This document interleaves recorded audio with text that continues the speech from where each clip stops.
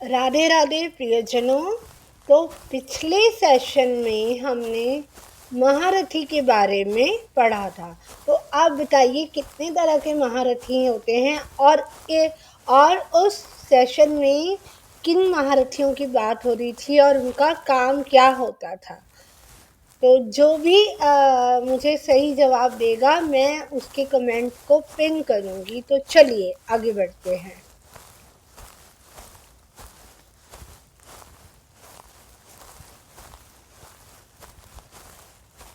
दुर्योधन अपने गुरु को अति उत्तम द्विजन्मा ब्राह्मण कहकर संबोधित करते हुए अपनी सेना में जितने भी विख्यात वीर हैं उनका नाम बार बार बोल रहा है, जैसे कि एक कमजोर आदमी अपने मानसिक डर से भागता है।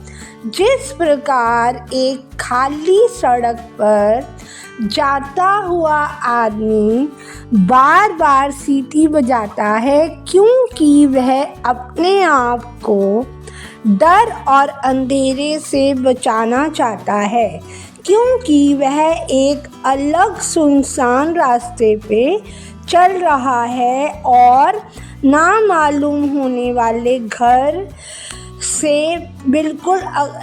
में अकेला घुस रहा है। जिसके मन में कोई खोट होती है या जो तानाशाही राजा होता है वह अपने डर के कारण अपनी मानसिक शक्ति बिल्कुल खो चुका होता है और वह ऐसा ही करता है। यहाँ पर दुर्योधन की भी यही मनोस्थिति है, इसलिए उसने अपने डर को भगाने के लिए ऐसा किया। दुर्योधन अपने गुरु को अति उत्तम द्विजन्मा ब्राह्मण कहकर संबोधित करते हुए अपनी सेना में जितने भी विख्यात वीर हैं उनका नाम बार बार बोल रहा है, जैसे कि एक कमजोर आदमी अपने मानसिक डर से भागता है।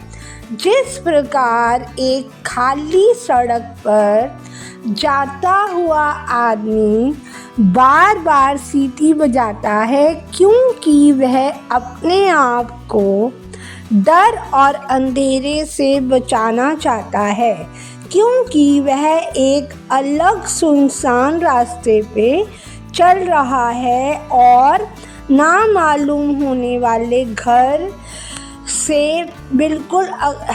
में अकेला घुस रहा है।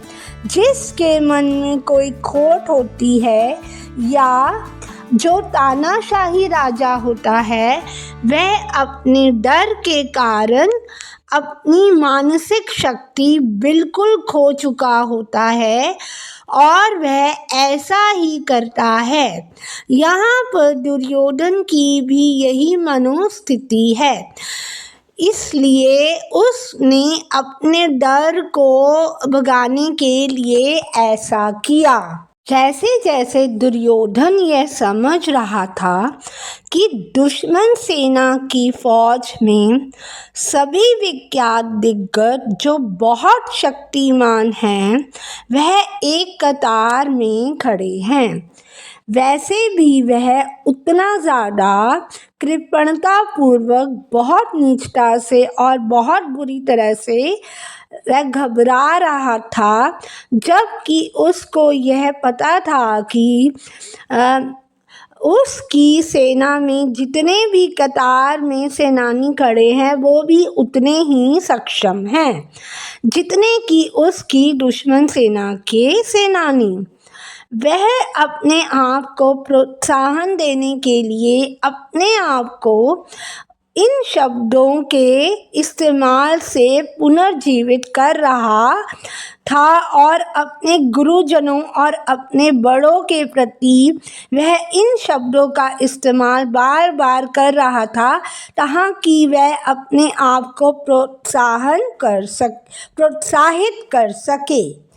आदमी का मनोबल गिरने लगता है क्योंकि उसके अंदर उसके जो गुनाह हैं उसका बोझ बढ़ने लगता है और वह उसके दिमाग पर हावी होने लगता है। तो एक बहुत स्वाभाविक सी बात है, इंसान अपना मानसिक अनुपात खोने लगता है।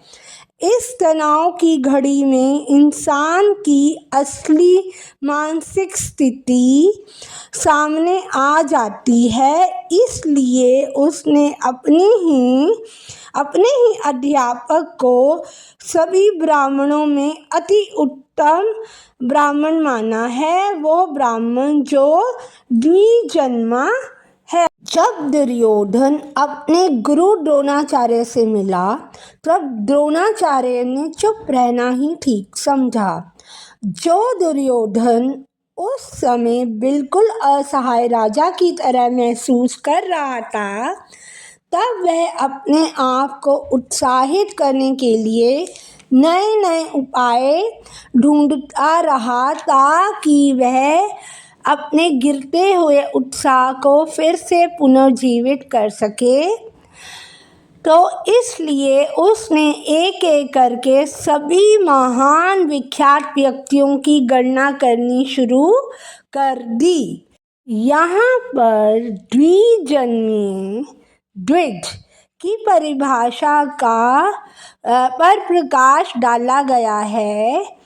एक ब्राह्मण को द्विज कहा जाता है क्योंकि जब उसके अंदर आध्यात्मिक विकास होता है उसे हम ब्राह्मण कहते हैं, और जब वह माँ के पेट से जन्म लेता है तब वह इस दुनिया में एक जानवर की तरह आता है जिसे हम इंसान कहते हैं।